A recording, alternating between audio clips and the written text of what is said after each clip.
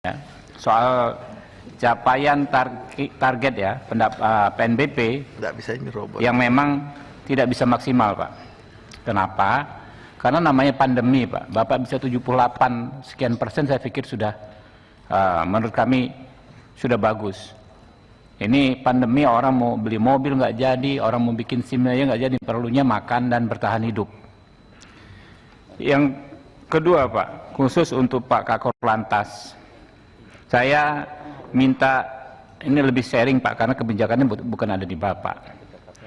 Soal pungutan terkait perpanjangan SIM, terutama SIM motor, Pak.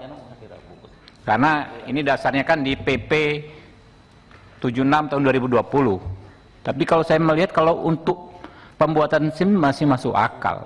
Tapi kalau perpanjangan SIM kita masih mengut dari masyarakat, apalagi kendaraan bermotor, saya pikir agak-agak kurang pas. Karena SIM ini sekarang oleh sebagian masyarakat yang susah cari kerja sana sini digunakan untuk mencari nafkah, untuk dia ojol, ya, dia bisa yang mengantar paket dan lain sebagainya. Modalnya ya itu hanya kemampuan berkendara, ya.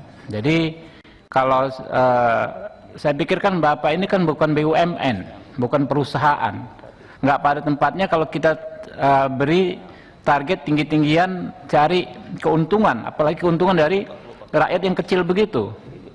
Nah, kalau misalnya nomor cantik saya sepakat, ya, apalagi STNK pajak kendaraan kita sepakat. Tapi kalau SIM, apalagi untuk motor, kalau bisa gratis, Pak. Kalau nggak bisa murah, kalau nggak bisa gratis minimal murah, ya.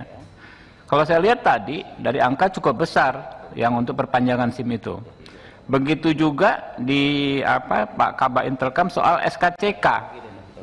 SKCK itu kan modal orang cari nafkah buat hidup, ya. Kok kayak kita jadi negara dealing dengan masyarakat mencari keuntungan, padahal orang baru mau cari nafkah.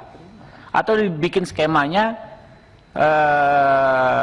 ngambilnya bukan dari orang yang mengajukan SKCK, tapi dari perusahaannya. Itu seperti apa? Tapi saya intinya mau mengatakan itu bebannya berat sekali, Pak. Kalau orang, ya, hanya punya tenaga, nggak punya alat produksi, ya, baru mau cari kerja sudah bayar SIM, perpanjangan SIM, kemudian bayar SKCK.